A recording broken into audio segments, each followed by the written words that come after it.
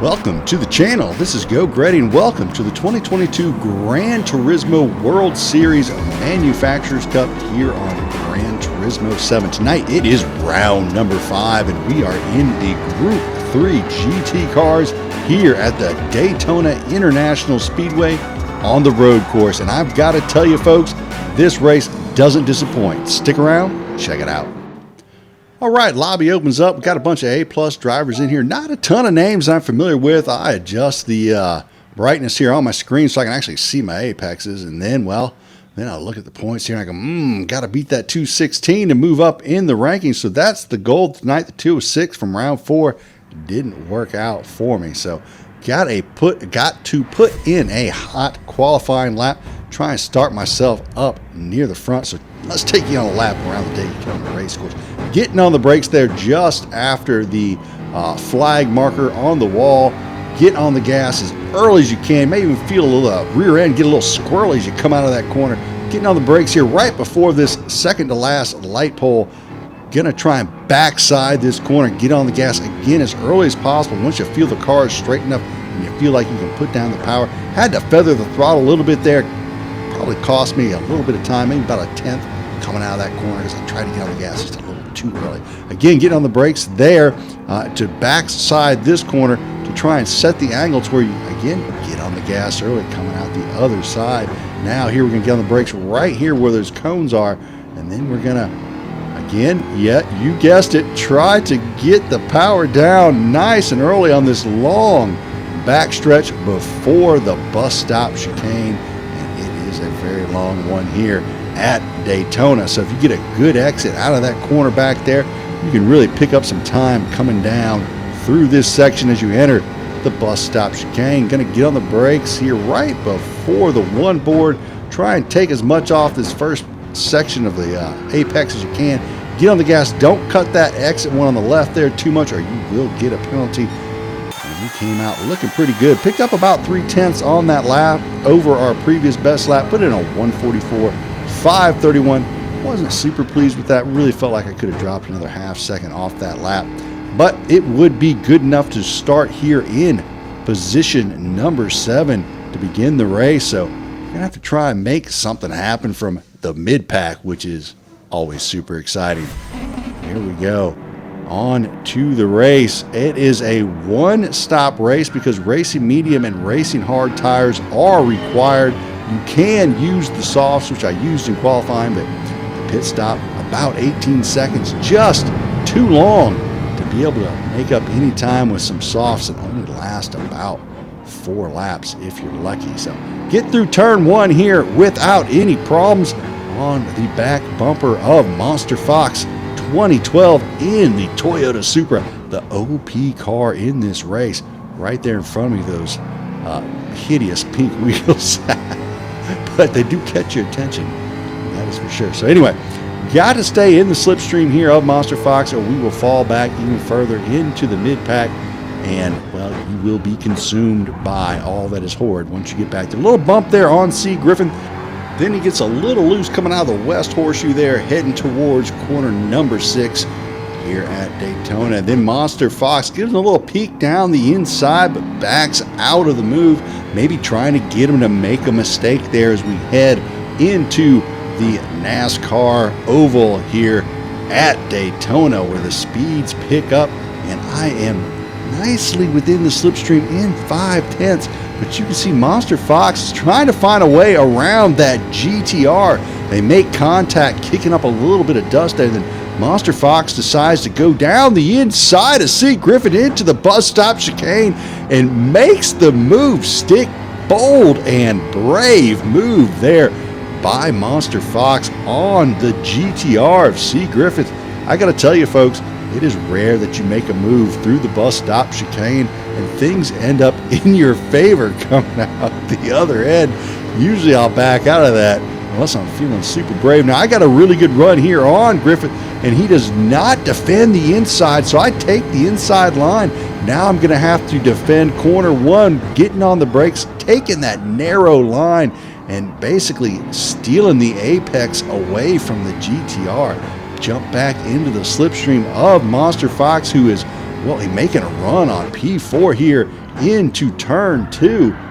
Can he get it done as I get hit from behind by the GTR there in turn 2, but managed to hold the car together, don't lose the rear end. Pretty lucky there for myself. So further on into lap number 2, Monster Fox again on the inside heading into the bus stop chicane, makes the move again in the chicane and does not die.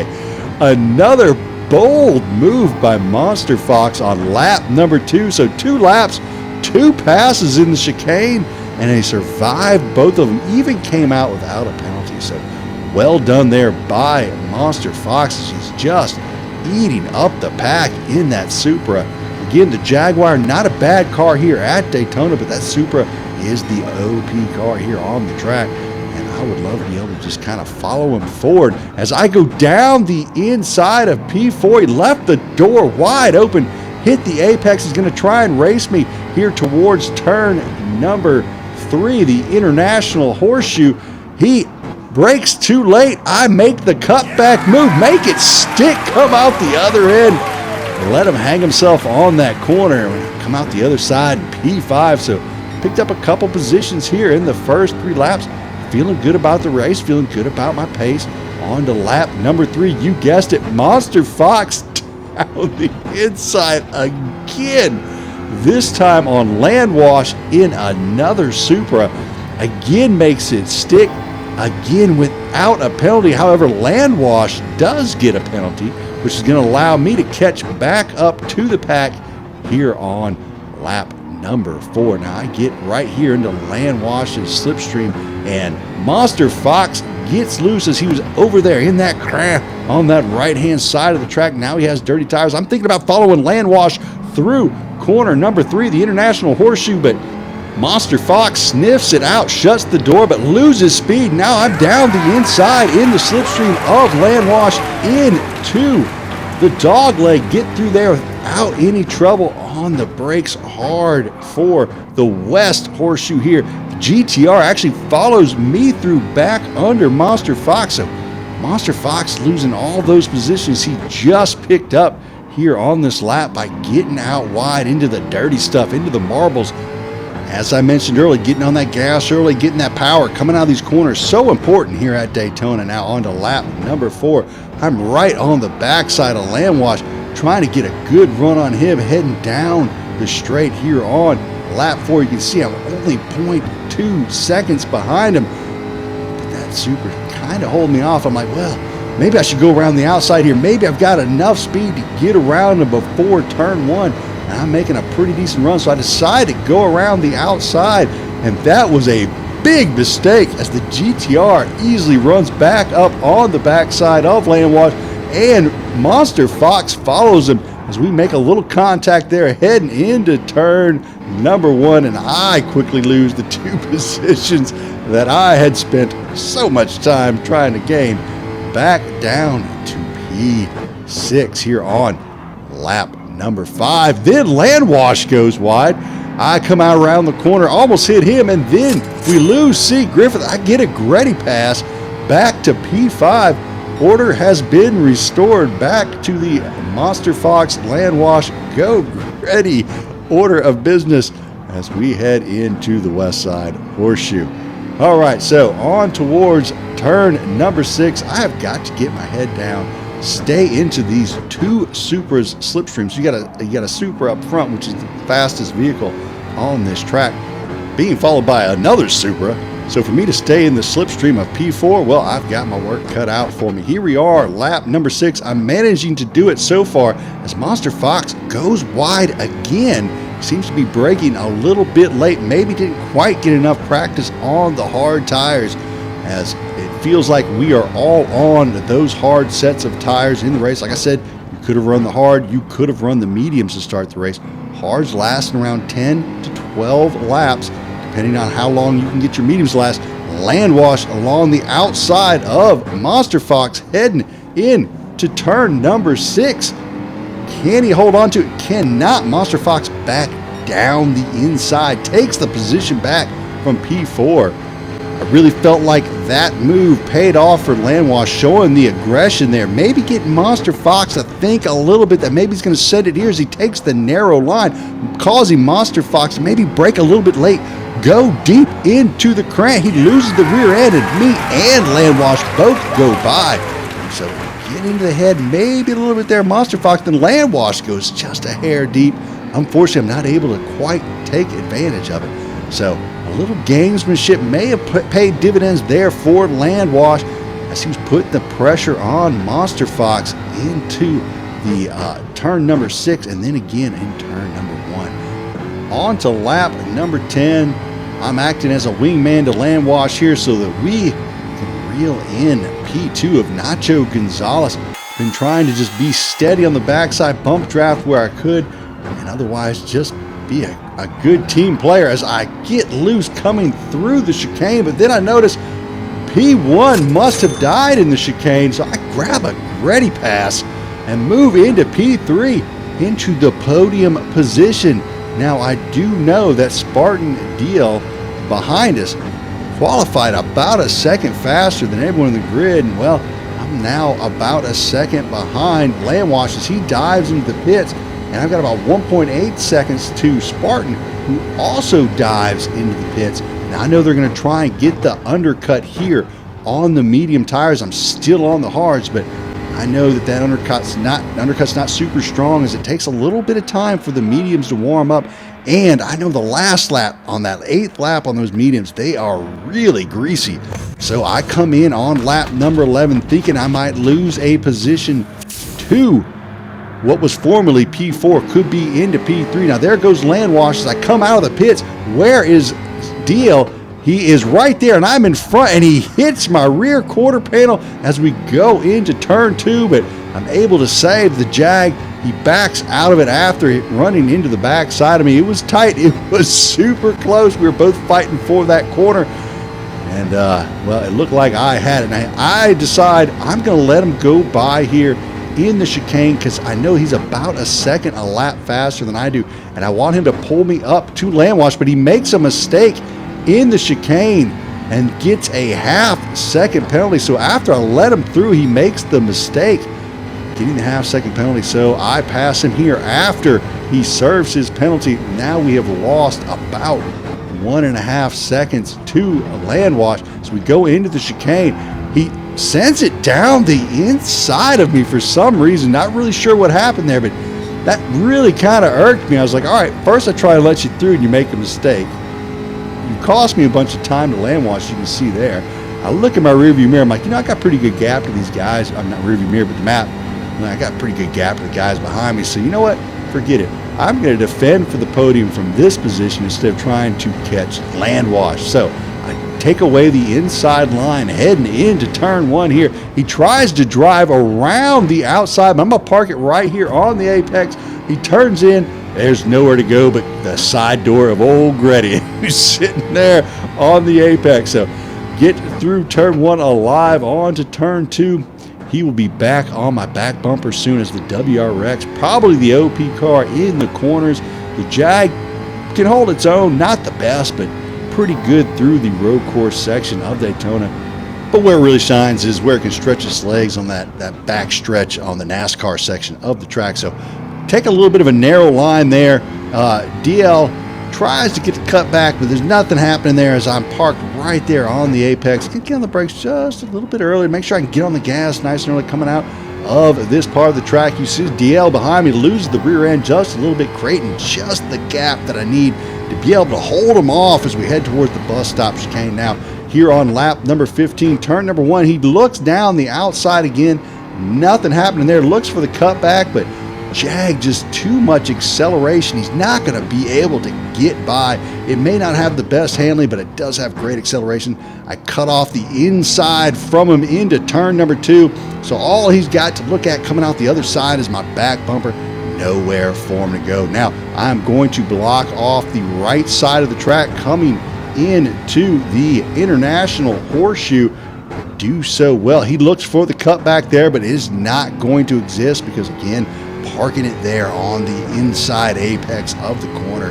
so he's not going to be able to get underneath the Jaguar going through that section. Again, have to try and hold him off here as the WRX is good in the slipstream. He hits the wall, makes a mistake on the exit. Again, just enough for me to be able to hold him off. Now he's got a really good run on me heading towards turn one. You can see within 1/10, less than 1/10. He's looking at the outside, but he's not going to be able to get it around as well. I'm going to be able to just put it right there on the apex. Again, looks for the cutback, but it is not going to be available. Once again, gonna have to block the inside of the track because that's where he wants to be, on the inside of me, because it is just too hard to drive it around this corner. As you see, make a little bit of contact there, but I still leave him plenty of track on the outside, just leave him the dirty part of the track. So I know he's got all that marbly rubber on his tires. He's just not gonna be able to get the good grip as we come into the International Horseshoe. Now again, I take away the inside. He does not like that. Punts to pass right here, and then drives it down the inside, and of course forces me a little bit wide there. Now I did not like that. Let's look at this again. I'm going to be on the outside here, now to the inside, going to block off the inside line. He gets on the brakes late, runs into me, forcing me to go way too deep. Now he can get the cut back because I'm not there anymore. A little bit of a dirty move, not a little bit, a lot of it of a dirty move. But I'm seeing red here. I'm thinking I could launch him off the track right there. I could have just taken him out. I was like, I'm not going to do that. I'm going to figure out a way to get around this guy and do it the right way. So I'm thinking right here in the chicane, if I get a good exit, I can probably run him down on the straight. But as I'm coming out, I just crossed that white line, get my right side tire on the wrong side of that line. That results in a half-second penalty on lap number 17. I have an excellent run on the WRX, plenty of run to be able to pass him on the straight, but no go. I'm going to have to serve my time out here, get back into fifth gear, drop it down quickly to try and lose as little time as possible. I'm still within the slipstream. There's still hope that I can get onto the podium here in this race, but I got to have an excellent turn one. I have a fairly decent turn one. I'm within a second of the WRX on the edge of the slipstream. Gonna have to look to get a better exit out of turn two to try to make something happen. DL goes a little bit wide there. I get back on the gas, now within 8/10 of the WRX in front of me with about 3/4 of a lap to go. Now into the West Horseshoe. I need a really good exit here. Now he goes deep and tries to square off that corner there, really backside it, but I take the narrow line to try and cut some distance, use the one lap tire advantage I have, and it works out. Now within a close 8/10, gotta put the power down. The Jaguar at that big V8 just gripping at the surface, come out the other end. Now within 7/10, the Jag is going to start to eat up that WRX as we head towards the chicane, and I've got a nice gap to be able to see my entrance so I can set up my exit to try and run them down in the final stretch of asphalt here at Daytona. Gonna get on the brakes a little early of the one, set it up, get down the inside, cut it nicely back into third gear, onto the gas, cut the exit on the right side, and if we look over here on the left, I'm within 4/10, and I've got a pretty good run. Now it's really starting to come down. 4.07, 3.79. I'm deep within the slipstream. The Jaguar is doing what the Jaguar does. Now within 2/10 and clocking down quickly. Now 1/10. Go around the outside. Can I go around the outside in the final corner? Take the podium spot. P3. Gretty. Pick up 4 positions in the race. So pumped. Take that position back after the punt to pass and grab a fastest lap to boot. What a race. 272 points, my biggest point haul on the season. I will bank it. Hope you enjoyed that race. Hope you enjoyed all the action. If you did, hit the like and subscribe. Come back, check out some. For myself, go Gretty. Y'all have a great evening. DJ Clean, take us out of here.